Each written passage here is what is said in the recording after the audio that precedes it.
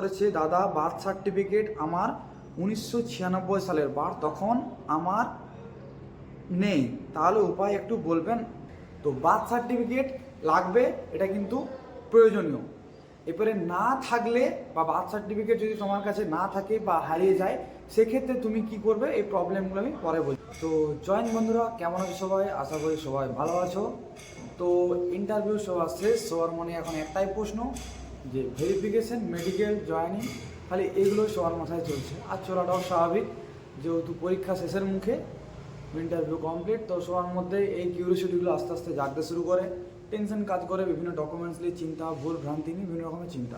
তো প্রথম দিন আমি তোমাদের এই ভেরিফিকেশন নিয়ে, ডকুমেন্টস নিয়ে একটা ভিডিও বানিয়েছিলাম, কিন্তু ভিডিওটা খুব সংক্ষিপ্ত হয়েছিল, কারণ ভিডিওটা আমি বেশি বড় করতে চাইনি। তো কিন্তু ভিডিওতে তোমাদের রেসপন্স দেখে সত্যি খুব খুশি হয়েছি, এবং তোমাদের আরও অনেক কিছু জানার আছে। তো তাই মনে করলাম যে একটা ভালো করে কমপ্লিট ভেরিফিকেশান নিয়ে একটা ভিডিও বানানো আমার দরকার। তো সেই জন্য আজকে আমি এই ভিডিওটা বানাচ্ছি। তো ভিডিওটা শেষ পর্যন্ত দেখো, তোমাদের মনে যা যেটা ডাউট আছে আশা করি সব ডাউট ক্লিয়ার হয়ে যাবে। তো প্রথমে তোমাদের ডকুমেন্টস। তো ডকুমেন্টসে প্রথমে তোমাদের লাগবে যেগুলো হচ্ছে পার্সোনাল ডকুমেন্টস। পার্সোনাল ডকুমেন্টসের মধ্যে যেগুলো প্রুফ, আইডি প্রুফ যেগুলো আছে, সেগুলো প্রথমেই আসছে। তো আইডি প্রুফের মধ্যে প্রথমে তোমাদের কী কী আছে, যেমন ভোটার কার্ড, আধার কার্ড, প্যান কার্ড। রেশন কার্ডও চলে, কিন্তু রেশন কার্ডটা অতটা ইম্পর্টেন্ট না। আধার, ভোটার, প্যান, এই তিনটে হচ্ছে মেন। এবং এই তিনটে ডকুমেন্টস তোমার নিজের, তোমার বাবার এবং তোমার মা, মানে এই তিনজনেরই এই তিনটা ডকুমেন্টসের সাফিসিয়েন্ট জেরক্স। ভালো করে শোনো, সাফিসিয়েন্ট জেরক্স মানে 10-এর বেশি এই অ্যাকাউন্টে তোমরা জেরক্স করে রাখবে। কারণ তোমাদের এটা একবার না, অনেকবার, যতক্ষণ না টিল জয়েন, তোমরা যেদিন পর্যন্ত জয়েন করছো ততদিন পর্যন্ত তোমাদের অনেক কপি লাগবে। তাই প্রথম থেকে একদম বেশি করে জেরক্স করে নিও। তাহলে আধার, ভোটার, প্যান, এই তিনটা ডকুমেন্টস তোমার, তোমার বাবা, তোমার মায়ের, এই তিনজনের এই তিনটা ডকুমেন্টস সাফিসিয়েন্ট জেরক্স করে নিও। আচ্ছা, এই গেল আইডি প্রুফ। এবারে নেক্সট আসছে কি, নেক্সট আসছে বার্থ সার্টিফিকেট। তো বার্থ সার্টিফিকেট লাগবে, এটা কিন্তু প্রয়োজনীয়। এরপরে না থাকলে বা বার্থ সার্টিফিকেট যদি তোমার কাছে না থাকে বা হারিয়ে যায়, সেক্ষেত্রে তুমি কি করবে, এই প্রবলেমগুলো আমি পরে বলছি। আগে ডকুমেন্টসগুলো সেরে নিই, তারপরে প্রবলেমের সলিউশনগুলো বলবো। আচ্ছা, এবার আসছে জমির দলিল। জমির দলিল লাগবে, কারণ তুমি যেখানকার বাসিন্দা সেটা তোমার প্রুফ হিসেবে তোমার জমির দলিল ওখানকার লাগবে। আচ্ছা, জমির দলিল না থাকলেও কি উপায় আছে সেটাও আমি বলে দিচ্ছি। আচ্ছা, এবার আসছে স্কুল লিভিং সার্টিফিকেট বা লিভিং সার্টিফিকেট যেগুলো থাকে। তো লিভিং সার্টিফিকেট কী কী করবে, যেমন তুমি ধরো প্রাইমারি স্কুলে পড়েছো, তো প্রাইমারি স্কুল থেকে তোমার স্কুল লিভিং লাগবে। আচ্ছা, এবারে হাই স্কুলের লিভিং সার্টিফিকেট লাগবে। আচ্ছা, হাই স্কুলের ক্ষেত্রে তুমি বলে রাখি যে অনেকের ক্ষেত্রে মাধ্যমিক একটা স্কুল পর্যন্ত করেছে, উচ্চ মাধ্যমিক আলাদা স্কুল থেকে করেছে। তো সেক্ষেত্রে তার দুটো স্কুল লিভিংই লাগবে। মাধ্যমিক যে স্কুল থেকে করেছে সেখান থেকেও লাগবে, এবং হায়ার সেকেন্ডারি যেখান থেকে করছে সেখান থেকেও লাগবে। আচ্ছা, থার্ড আসি যে কলেজে তোমাদের প্রিন্সিপালের কাছে গেলে তোমার সেখান থেকে কলেজ লিভিং সার্টিফিকেট তোমরা পেয়ে যাবে। আচ্ছা, নেক্সট ডকুমেন্টস কী আসছে, নেক্সট ডকুমেন্টস আসছে তোমাদের ফটো। পাসপোর্ট সাইজে ফটো তোমাদের লাগে। সেই পাসপোর্ট সাইজ ফটো সাফিসিয়েন্ট, কম করে হলেও 20 থেকে 25টা তোমরা পাসপোর্ট সাইজ ফটো বানিয়ে নেবে, কারণ একদম জয়েন পর্যন্ত অনেক জায়গায়, বহু জায়গায় এই ফটো তোমাদের প্রয়োজন হবে। তো এই গেল তোমাদের মোটামুটি ডকুমেন্টস। বাকি টুকিটাকি যদি কিছু বাদ হয়ে থাকে, খুব একটা গুরুত্বপূর্ণ আশা করি হওয়ার কথা না, তাও তোমরা ভেরিফিকেশন সময় সেগুলো জেনে নেবে। গুরুত্বপূর্ণ যেগুলো ডকুমেন্টস আমি সেগুলো তোমাদেরকে বলে দিলাম। আচ্ছা, এরপরে হচ্ছে যে অ্যাটেস্টেডের কথা বলে দিই। হ্যাঁ, যে যতগুলো ডকুমেন্টস তোমরা ভেরিফিকেশানে জমা দিচ্ছ, প্রত্যেকটা ডকুমেন্টসকে অ্যাটেস্টেড, কোনো গ্যাজেটেড অফিসার দ্বারা অ্যাটেস্টেড হতে হবে। শুধু জমা করলে বা নিজের সেলফ সিগনেচারে কিন্তু ওখানে হয় না, একদম কোনো গ্যাজেটেড অফিসার দ্বারা সেখানে মানে সাইন করিয়ে তবেই সেটা আমার একমাত্র গ্রাহ্য হবে। কারণ হচ্ছে সেই গ্যাজেটেড অফিসার তোমার অরিজিনাল ডকুমেন্টস দেখে ভেরিফাই করার পর সে নিজের সিলমোহর দিয়ে সাইন করবে। তো গ্যাজেটেড অফিসারের ক্ষেত্রে বলে রাখি, অনেকের মনে প্রশ্ন থাকে যে স্যার কাকে দিয়ে তাহলে অ্যাটেস্টেডটা করাবো। তো বলে রাখি, প্রথম আসছে তোমাদের এলাকার বিডিও সাহেব, যদি কোনো পঞ্চায়েত অফিসে কোনো বিডিও তো থাকবেই তোমাদের ওখানে, তো কোনো বিডিও সাহেবের দ্বারা করতে পারো। আচ্ছা, আরেকটা হয় বিডিও অফিসেই তোমাদের দেবে পাওয়া যায়, একটা এডিও হয়, এগ্রিকালচার ডেভেলপমেন্ট অফিসার, তো ওনাকে দিয়েও করাতে পারো, উনিও গ্যাজেটেড অফিসার। আচ্ছা আর কে হতে পারে? আচ্ছা এরপর আসছে এসডিও, যারা মিউনিসিপ্যালিটি বা আরবান এরিয়ায় যারা আছো তারা এসডিও সাব ডিভিশনাল যে অফিসার থাকে তাকে দিয়েও তোমরা করাতে পারো। আচ্ছা আর হচ্ছে যারা মিউনিসিপ্যালিটি এরিয়ায় থাকো, মিউনিসিপ্যালিটি এরিয়ায় তোমরা দেখতে পাবে যে একজন গভর্নমেন্ট এমপ্লয়ি থাকে এক্সিকিউটিভ অফিসার, সেই ইও সাহেবকে দিয়েও তোমরা কিন্তু অ্যাটেস্টেড করাতে পারো। আচ্ছা আর কি আছে? আর করাতে পারো তোমরা যে কলেজ থেকে পড়াশোনা করেছো সেই কলেজে বা যে কোনো কলেজের তোমরা প্রিন্সিপালের কাছ থেকেও কিন্তু অ্যাটেস্টেডটা করাতে পারো, সেখান থেকেও কিন্তু এটা হয়। আচ্ছা এরপরে আছে যে তোমাদের এই গেল, তাহলে ডকুমেন্টস মোটামুটি গেল। আচ্ছা এবারে প্রবলেমের কথা বলি, যে তোমরা এত পরিমাণে কমেন্ট করছো, প্রত্যেকেরই ইন্ডিভিজুয়াল আলাদা আলাদা সমস্যা, তো সেই সমস্যাগুলোর সমাধান আমি বলার চেষ্টা করব, আমার যতটা সম্ভব আমি জানা আছে। তো প্রথম কথা হচ্ছে বার্থ সার্টিফিকেট। আমি আগের ভিডিওতে তোমাদেরকে বলেছি, তাও অনেকের মনে বিভিন্ন রকম প্রশ্ন আছে।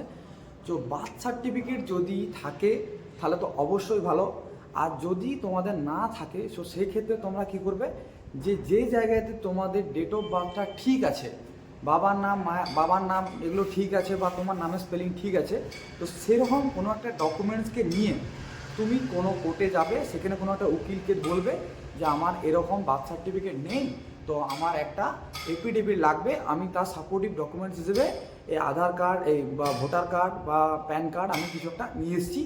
তো ওই ওনাকে বলবে, উনি তোমার ম্যাজিস্ট্রেটকে দিয়ে তোমার একটা এফিডেভিট বানিয়ে দেবে, তো সেই এফিডেভিটটা সাবমিট করলেও কোনো সমস্যা নেই। তো আশা করি বার্থ সার্টিফিকেটের সমস্যাটা সবার মধ্যে ক্লিয়ার হয়ে গেছে। আচ্ছা এরপরে বলে রাখি জমির দলিল, অনেকের হয়তো হতে পারে বাড়িতে কোনো জমির দলিল সে পাচ্ছে না বা হারিয়ে গেছে, যে কোনো কারণেই হোক, তো সেক্ষেত্রে তোমাদেরকে বলে রাখি যে তোমরা যদি পঞ্চায়েতের বাসিন্দা হও বা কোনো মিউনিসিপ্যালিটির বাসিন্দা হও, তো তোমরা সেক্ষেত্রে কী করবে, পঞ্চায়েতে যাবে, একটা রেসিডেন্সিয়াল সার্টিফিকেট হয়। রেসিডেন্সিয়াল সার্টিফিকেট মানে তুমি স্থায়ী বাসিন্দা, তুমি ওই এলাকার স্থায়ী বাসিন্দা, তো সেই জন্য একটা রেসিডেন্সিয়াল সার্টিফিকেট হয়। তো সেই রেসিডেন্সিয়াল সার্টিফিকেটটা তোমার পঞ্চায়েতে গিয়ে বললে, তোমার যে ব্যাপার মানে এই চাকরির ব্যাপার বা আমি স্যার এরকম এই ডিপার্টমেন্টে পেয়েছি, তো আমার একটা রেসিডেন্সিয়াল সার্টিফিকেট লাগবে, তো তারা কিন্তু এটা বানিয়ে দেবে। তো এই যদি তোমাদের দলিল না থাকে, তো সেক্ষেত্রে তোমরা এই রেসিডেন্সিয়াল সার্টিফিকেটটা কিন্তু দেখাতে পারো, এটাতেও কোনো সমস্যা নেই। আচ্ছা আর হচ্ছে এরপরে এই গেল তোমাদের প্রবলেমগুলো। এরপরে আগের ভিডিওতে যারা কমেন্ট করেছিলে বিভিন্ন ধরনের সমস্যা নিয়ে, তো আমি সেগুলো তোমাদেরকে আনসার দেওয়ার চেষ্টা করছি, তো আশা করি অনেকে রিলেট করতে পারবে। এরপরও যদি কারো কোনো প্রশ্ন জেনে থাকে, আর আমি লং ভিডিও বানাবো না, শর্টসের মাধ্যমে তোমাদের প্রবলেমগুলো আমি আনসার করার চেষ্টা করব। তো এছাড়াও যদি কিছু কারোর কোনো সমস্যা জেনে থাকে, তো অবশ্যই কমেন্ট করো, আমি তোমাদেরকে আগের ভিডিওর কমেন্টের আনসারগুলো দিচ্ছি। তো একজন প্রশ্ন করেছে, স্যার কলেজ লিভিং সার্টিফিকেটটা আমি বিএডে ভর্তি হওয়ার সময় দিয়ে দিয়েছি, এখন যদি ডিআইবি আমার থেকে কলেজ লিভিং সার্টিফিকেট চাই তাহলে আমি কি করব? তো সেই ক্ষেত্রে আমি বলে রাখি যে এটা কোনো বড় সমস্যা না, তুমি যে কোনো জায়গায় যখনই ভর্তি হতে যাবে তোমার আগের লিভিং সার্টিফিকেট লাগে, তো এটা কোনো সমস্যা না। তুমি আবার যদি কলেজে যাও বা স্কুলে যাও যে আমার লিভিং সার্টিফিকেট লাগবে, তুমি আবারও পেয়ে যাবে, এটা কোনো সমস্যা নেই। আচ্ছা এরপরে নেক্সট প্রশ্ন করেছে, দাদা বার্থ সার্টিফিকেট আমার 1996 সালের তখন আমার নেই, তাহলে উপায় একটু বলবেন? আচ্ছা আমি তো সেটা আগেই ভিডিওতে বলে দিয়েছি, বার্থ সার্টিফিকেট না থাকলে আর আমি দ্বিতীয়বার এটা নিয়ে বলছি না। আচ্ছা 3 নম্বর বলছে, বার্থ সার্টিফিকেটে এফিডেভিটের জন্য এক্সিকিউটিভ ম্যাজিস্ট্রেট করলে হবে তো? হ্যাঁ নিশ্চয়ই হবে, কোনো সমস্যা নেই। আচ্ছা দাদা আমার প্যান কার্ডে ভুল আছে, কি করব? রয়ের গন্ডগোল আছে, অর্থাৎ ও বলতে চাইছে ওর নামের যে স্পেলিং আছে সেই স্পেলিংয়ে একটু গোলমাল আছে, তো সে কী করবে? তো তোমাকে এক্ষেত্রে বলে রাখি যে তোমার দেখুন, এটা শুধুমাত্র প্যান কার্ড না, তোমার যে কোনো ডকুমেন্টসে যদি কোনো রকম ভুল থাকে, তো তোমার যেই ডকুমেন্টসে সমস্ত নামের স্পেলিং ঠিক আছে সেই ডকুমেন্টসটা নিয়ে তুমি কোর্টে গেলে ওরকম সেম উকিল ধরে তুমি এটা এফিডেভিট করে এটা কিন্তু ঠিক করে নিতে পারবে, এটা কোনো সমস্যা নেই। আচ্ছা এরপরে বলছে একজন, দাদা ফোন নম্বর দিলে ভালো। ভাই ফোন নম্বর দেওয়া সম্ভব না এভাবে। তো একজন প্রশ্ন করেছে, মায়ের নাম পুলিশ কেস থাকলে কি হবে? তো যেহেতু তোমার নেই, সমস্যাটা আশা করি হওয়ার কথা নাই, তবে বিস্তারিত থানাতে গেলে তুমি এটা আরও ক্লিয়ার হয়ে যাবে। আমার যতদূর জানা আছে মায়ের নামে কেস থাকলে কোনো সমস্যা হওয়ার কথা নাই, তবে কেসটা কী ধরনের এটাও কিছু না ম্যাটার করে। আচ্ছা একজন প্রশ্ন করেছে, আমি ডব্লিউবি ফর্ম ফিল আপ করাকালীন আমার অ্যাড্রেস ছিল পুরুলিয়া ডিস্ট্রিক্ট, যেখানে আমরা রেন্ট নিয়ে থাকতাম, পড়াশোনার জন্যে এখানে আমরা বাঁকুড়া ডিস্ট্রিক্টে ট্রান্সফার হয়ে এসেছি দেশের বাড়িতে। আমার সব ডকুমেন্টসে পার্মানেন্ট অ্যাড্রেস বাঁকুড়া আছে। বিহারে কি দাদা প্রবলেম হবে? পিআরবি গিয়েছিলাম দাদা, চেঞ্জ করে দেয়নি, অ্যাড্রেসটা খুব টেনশনে আছি, এখন আমার করণীয় কি দাদা? তো আশা করি তোমার এটাতে ভেরিফিকেশান নিয়ে কোনো সমস্যা হবে না। তো ভেরিফিকেশানের জায়গাতে তুমি দুটো অ্যাড্রেস দেওয়ার জায়গা থাকে, একটা হচ্ছে কারেন্ট অ্যাড্রেস আর পার্মানেন্ট অ্যাড্রেস, দুটো একটা অপশন থাকে। তো তুমি সেক্ষেত্রে যদি কিছু দিয়েও রেখেছো তো ভেরিফিকেশনের সময় দুটো তুমি অ্যাড্রেস পাবে। তো নতুন তুমি যে জায়গায় চলে এসছো, তো কারেন্ট অ্যাড্রেসের জায়গায় তুমি সেটা ফিল আপ করতে পারো, এতে কোনো সমস্যা হবে না। আচ্ছা, নেক্সট প্রশ্ন হচ্ছে বার্থ সার্টিফিকেট আছে কিন্তু সেটা 2001 সালে ডিজিটাল নয়, সেটা হবে তো? হ্যাঁ, কোনো সমস্যা নেই, তাতে কোনো সমস্যা নেই। আর তাও যদি মনে হয় যে তোমার মনে কোনো ডাউট আসছে হবে কি হবে না, তো সবথেকে ভালো হচ্ছে তোমার বার্থ সার্টিফিকেট নেই এটা ভেবেই তুমি কোর্টে একটা এফিডেভিট করে নেবে, কোনো রকম সমস্যা হবে না। একটু খরচা হবে বাস, কিন্তু সমস্যা বা তোমার মনে যে ভয়টা কাজ করছে এটা থাকবে না। আচ্ছা, এরপরে প্রশ্ন করেছে মেডিকেল ডকুমেন্টস নিয়ে একটা ভিডিও চাই। আচ্ছা, আমি চেষ্টা করব মেডিকেল ডকুমেন্টস নিয়ে নেক্সট ভিডিও করার। আচ্ছা, এরপরে প্রশ্ন করছে ফর্ম ফিল আপের সময় মায়ের নাম ভুল রয়েছে, ঠিক করা কি যাবে? হ্যাঁ, নিশ্চয়ই যাবে, কোনো সমস্যা নেই। যাদের কোনো আগে ফর্ম ফিল আপে কোনো ভুল করা হয়েছিল ওটা পরে কোনো সমস্যা আশা করি হবে না। আচ্ছা, বার্থ সার্টিফিকেট না থাকলে মাধ্যমিকে অ্যাডমিট দিলে হবে তো? না, এটা কিন্তু একদমই গ্রাহ্য না। অনেকেই এটা বলছে যে আমার যদি বার্থ সার্টিফিকেট না থাকে তাহলে মাধ্যমিকের অ্যাডমিট দিলে আমার হবে কি না, একদমই হবে না, কারণ এটাকে মানা যাবে না। সেক্ষেত্রে তোমাকে কি করতে হবে, কোর্টের এফিডেভিট নিয়ে কী গল্প আছে আমি তোমাদেরকে আগেই বলে দিয়েছি, তো আমি দ্বিতীয়বার বলতে চাইছি না। আচ্ছা, বার্থ সার্টিফিকেট এফিডেভিটের জন্য এক্সিকিউটিভ ম্যাজিস্ট্রেট করলে হবে তো? হ্যাঁ, হবে, কোনো সমস্যা নেই। দাদা আমার প্যান কার্ড ভুল আছে, কী করবো? আমি আগেই বলে দিচ্ছি। তো এই গেল তোমাদের প্রশ্ন, মোটামুটি চেষ্টা করেছি সবার সব প্রশ্নর উত্তর দেওয়ার। তো এটা নিয়ে আমি আর কোনো লং ভিডিও বানাচ্ছি না। এরপরে যদি কোনো প্রশ্ন থাকে কমেন্ট করে জানিও, আমি শর্টসের মাধ্যমে বলে দেওয়ার চেষ্টা করব। তো তোমাদের জন্য এত রকমের ইনফরমেশান জোগাড় করে তোমাদের জন্য স্পেশাল করে ভিডিওটা বানালাম। আশা করব পাশে থাকবে, সাপোর্ট করবে। তোমাদের জন্য আরও নতুন নতুন ভিডিও নিয়ে আসবো, তোমাদেরকে সাপোর্ট করার চেষ্টা করব সব রকমভাবে। তো পাশে থেকো, ভালো থেকো, সবার সিলেকশন হোক, সবার মনে আনন্দ থাকুক, সবার মা বাবা গর্ব করুক। জয় হিন্দ বন্ধুরা, দেখা হচ্ছে পরের ভিডিওতে।